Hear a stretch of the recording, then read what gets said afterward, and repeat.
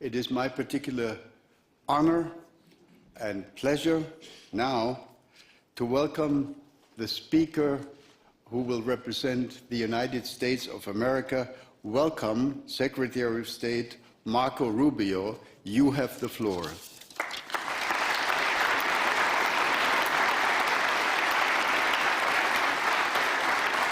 Thank you.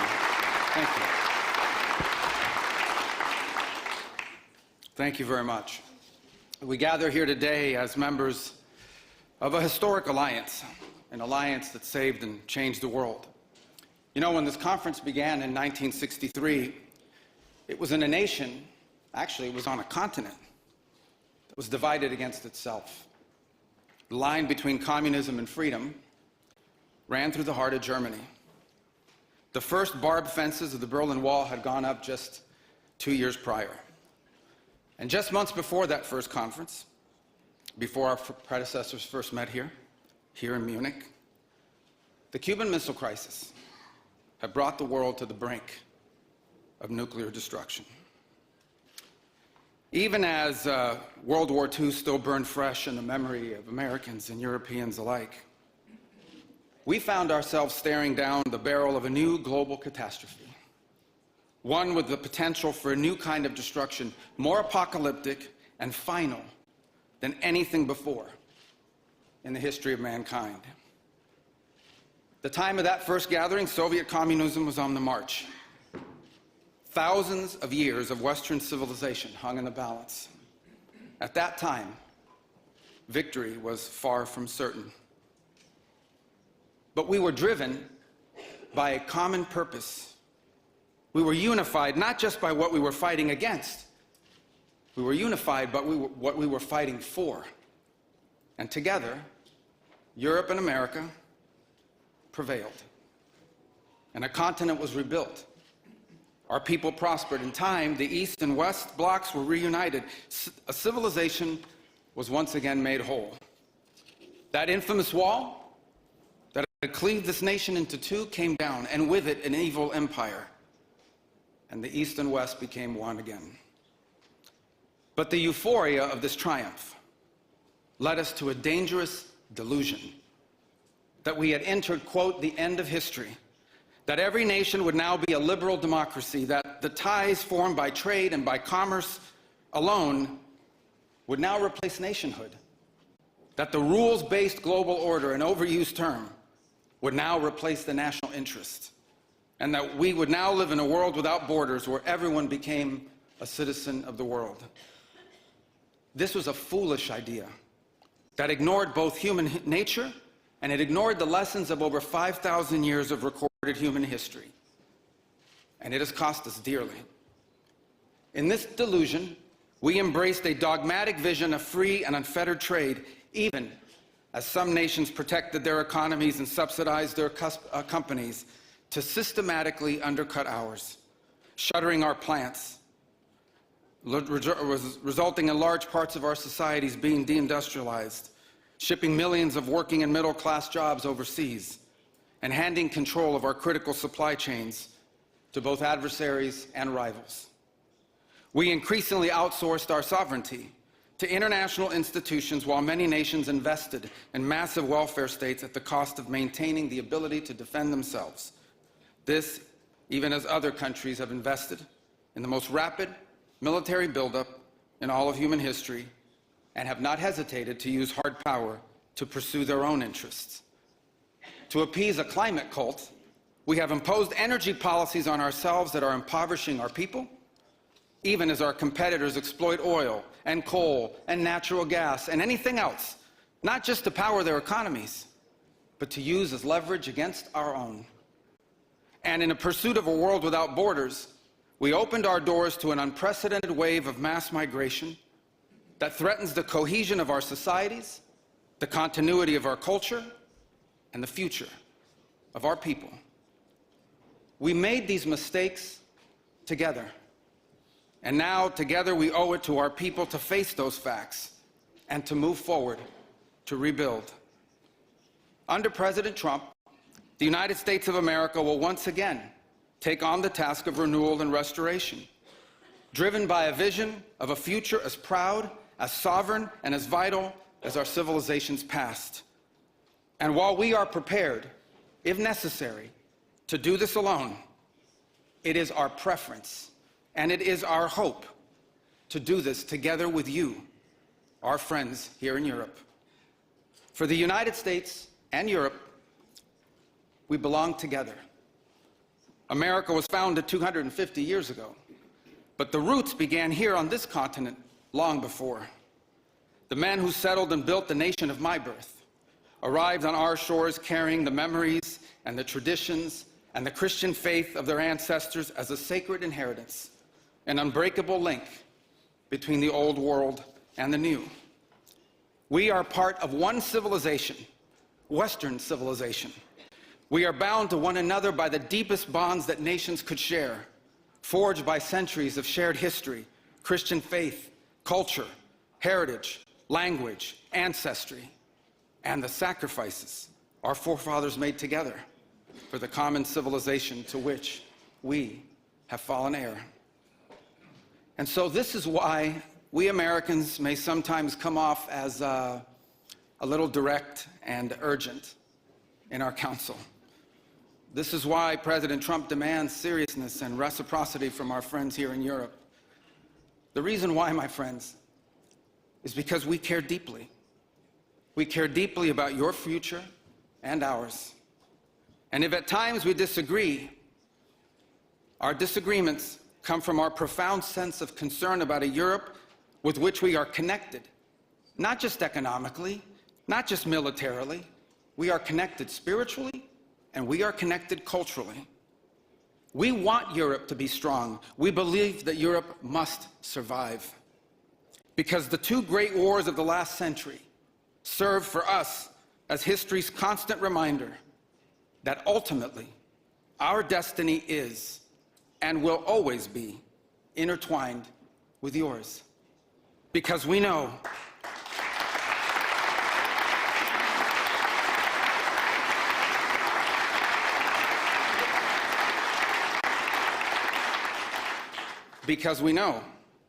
that the fate of Europe will never be irrelevant to our own.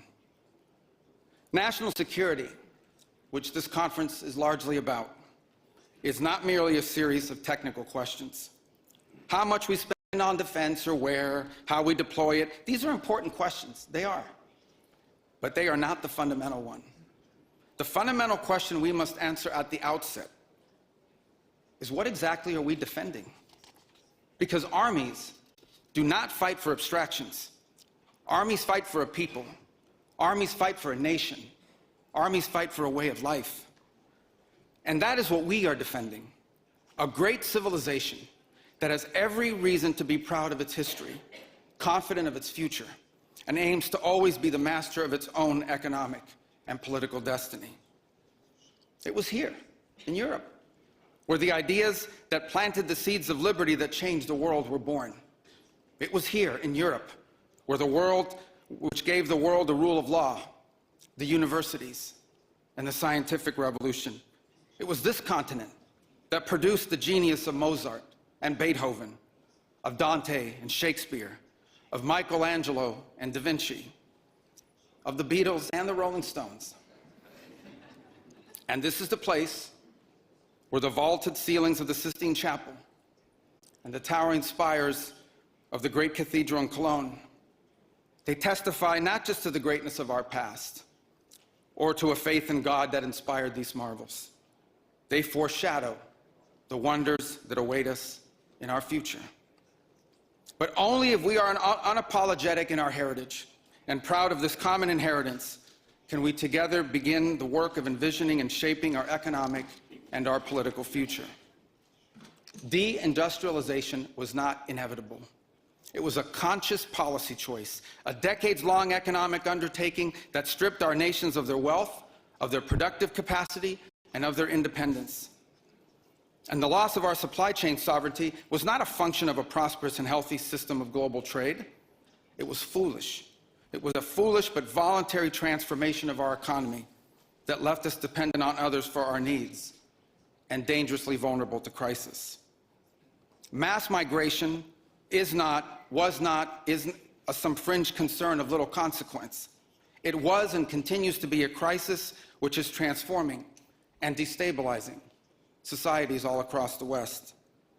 Together, we can reindustrialize our economies and rebuild our capacity to defend our people. But the work of this new alliance should not be focused just on military cooperation and reclaiming the industries of the past.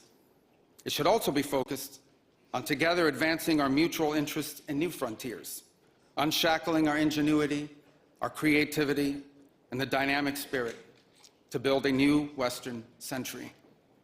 Commercial space travel and cutting-edge artificial intelligence, industrial automation and flex manufacturing, creating a Western supply chain for critical minerals not vulnerable to extortion from other powers, and a unified effort to compete for market share in the economies of the global South. Together, we can not only take back control of our own industries and supply chains, we can prosper in the areas that will define the 21st century. But we must also gain control of our national borders.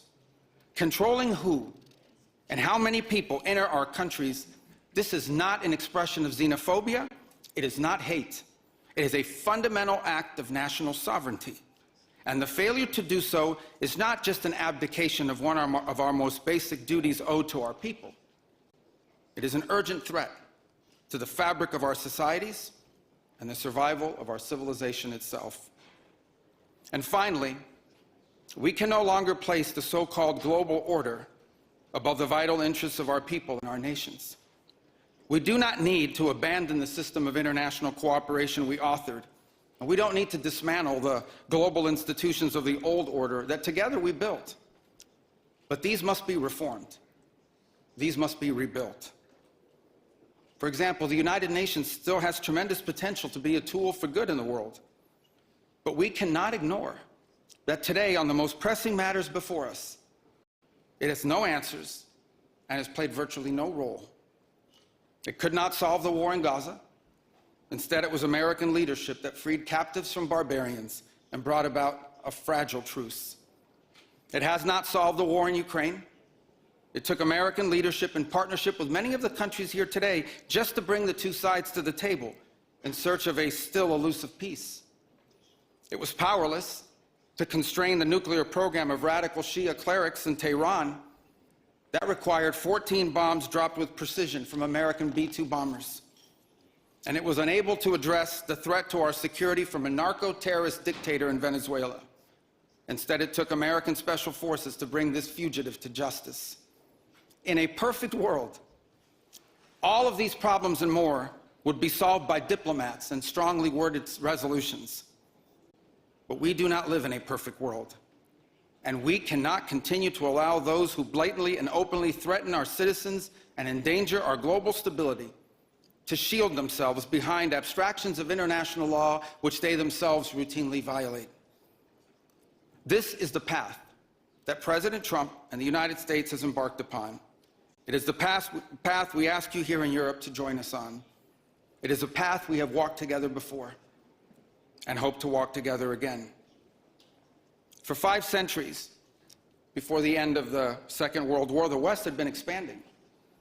Its missionaries, its pilgrims, its soldiers, its explorers pouring out from its shores to cross oceans, settle new continents, build vast empires extending out across the globe. But in 1945, for the first time since the age of Columbus, it was contracting. Europe was in ruins. Half of it lived behind an iron curtain, and the rest looked like it would soon follow.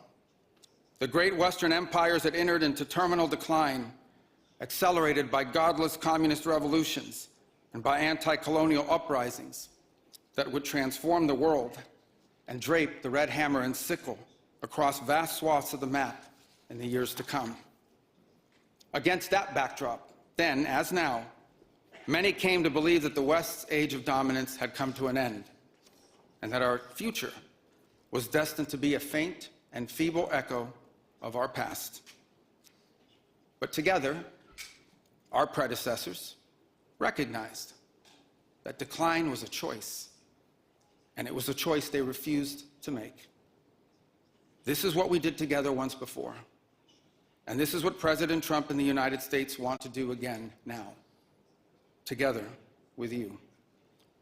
And this is why we do not want our allies to be weak, because that makes us weaker.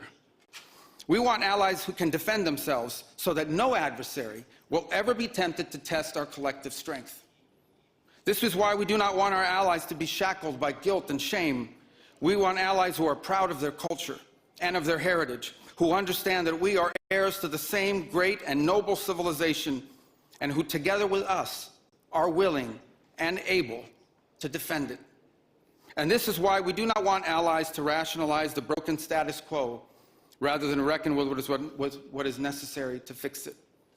For we in America have no interest in being polite and orderly caretakers of the West's managed decline. We do not seek to separate, but to revitalize an old friendship and renew the greatest civilization in human history. What we want is a reinvigorated alliance that recognizes that what has ailed our societies is not just a set of bad policies, but a malaise of hopelessness and complacency. An alliance is the alliance that we want is one that is not paralyzed into inaction by fear.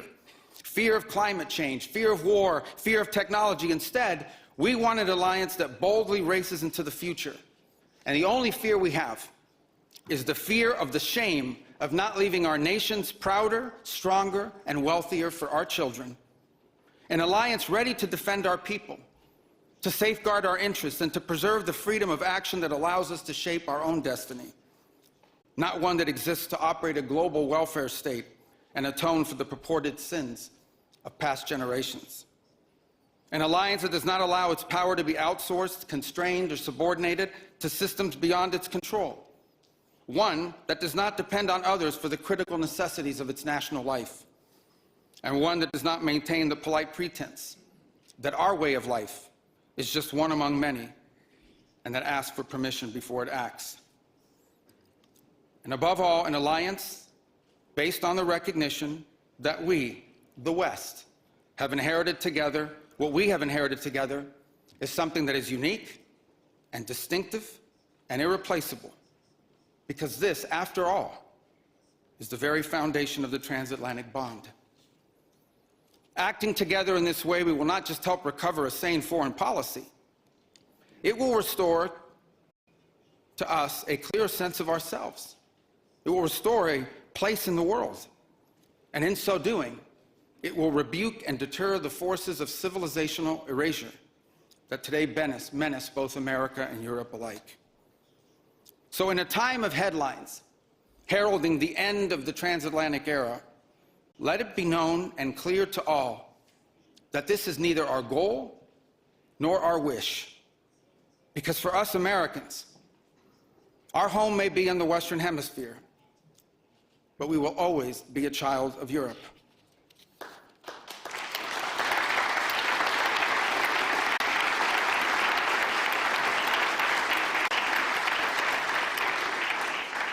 Our story began with an Italian explorer whose adventure into the great unknown to discover a new world brought Christianity to the Americas and became the legend that defined the imagination of our pioneer nation.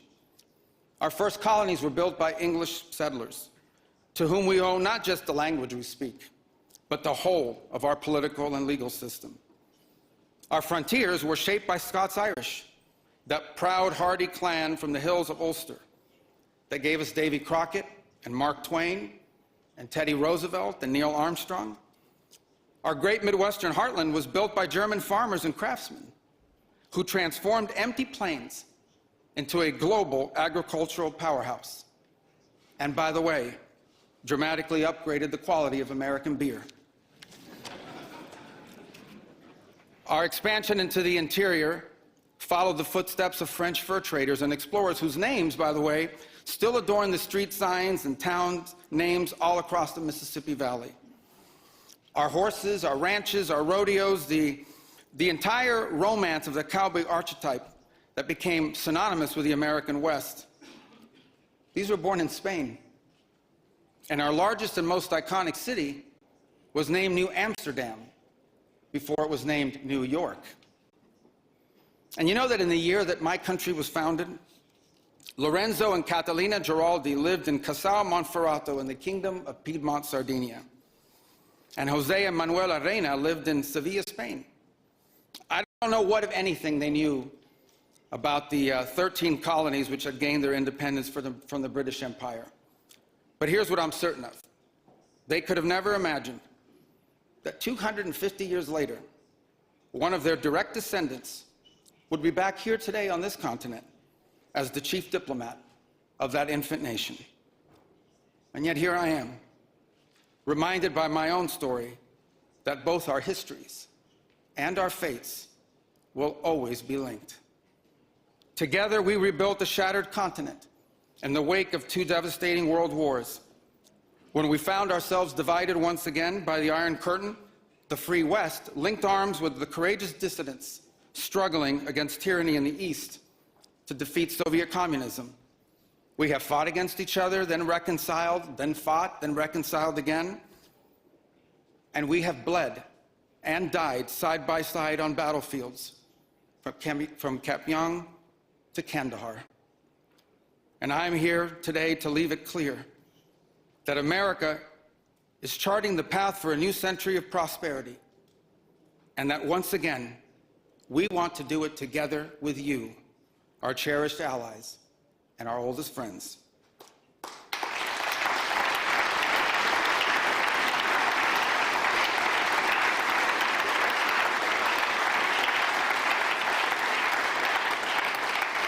We want to do it together with you, with a Europe that is proud of its heritage and of its history, with a Europe that has the spirit of creation and liberty that sent ships out into uncharted seas and birthed our civilization, with a Europe that has the means to defend itself and the will to survive. We should be proud of what we achieved together in the last century, but now we must confront and embrace the opportunities of a new one. Because yesterday is over. The future is inevitable. And our destiny together awaits. Thank you.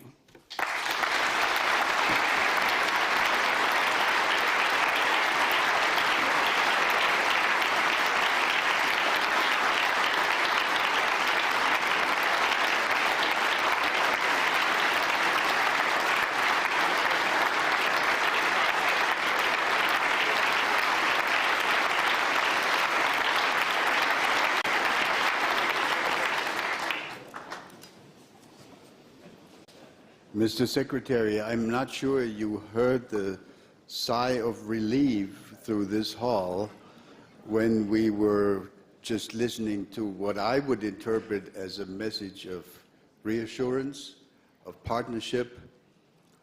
You spoke of intertwined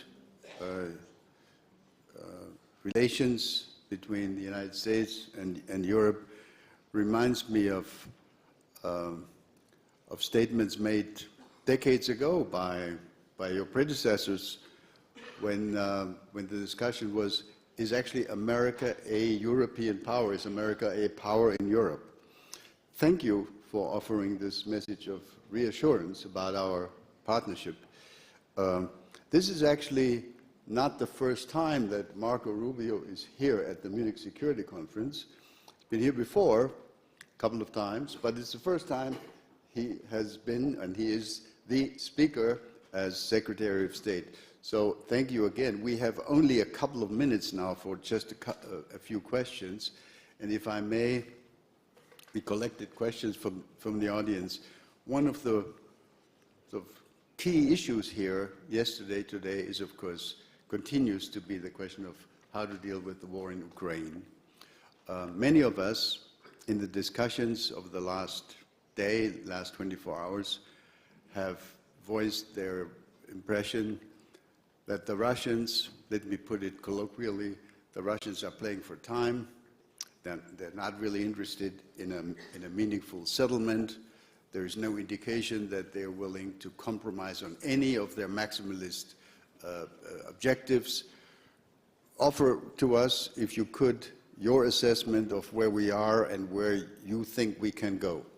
Well, I think where we are at this point is that the issues at play that have to be, here's the good news. The good news is that the issues that need to be confronted to end this war have been narrowed. That's the good news. The bad news is they've been narrowed to the hardest questions to answer, and work remains to be done in that front. I hear your point about, well, the answer is we don't know. We don't know if the Russians are serious about ending the war. They say they are, and under what terms they were willing to do it, and whether we can find terms that are acceptable to Ukraine upon that Russia will always agree to. But we're going to continue to test it.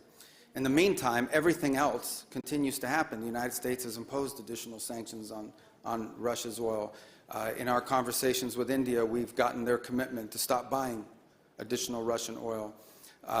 Europe has taken its set of steps moving forward. The Pearl program continues, in which American weaponry is being sold for the Ukrainian war effort. So all these things continue. Nothing has stopped in the interim. So there's no buying of time here in that regard. What we can't answer, but we're going to continue to test, is whether there is an outcome that Ukraine can live with and that Russia will accept. And I would say it's been elusive up to this point. We've made progress in the sense that for the first time, I think, in years, at least at the technical level, there were military officials from both sides that met together last week, and there'll be meetings again on Tuesday, although it may not be the same group of people.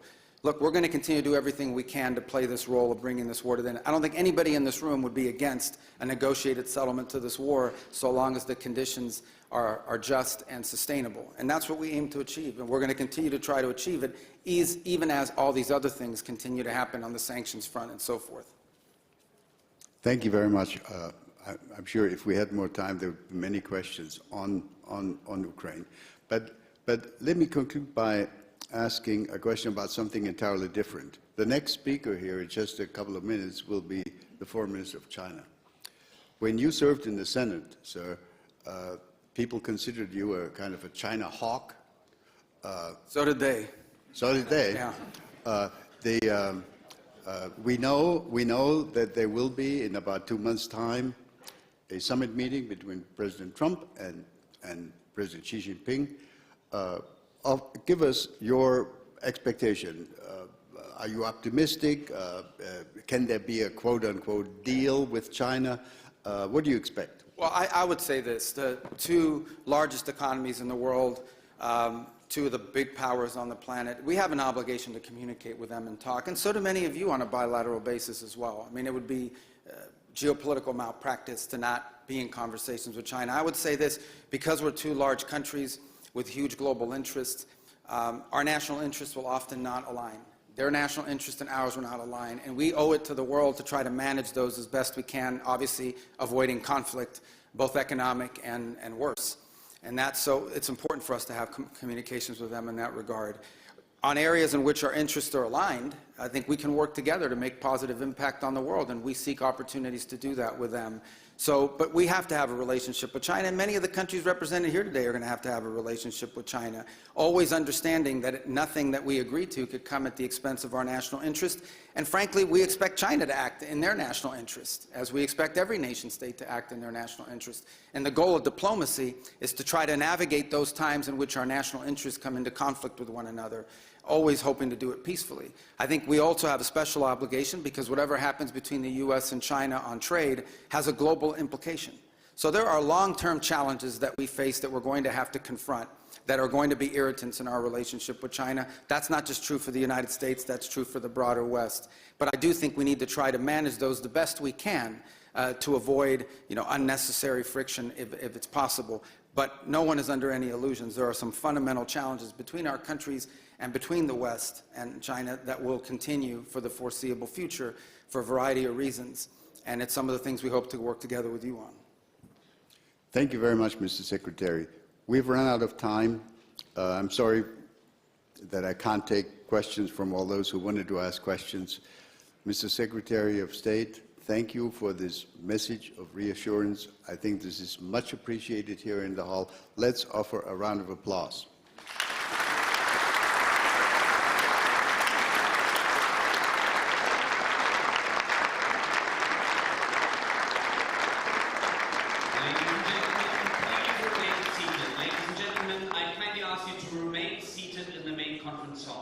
Ladies and gentlemen, please remain seated. The program will continue momentarily.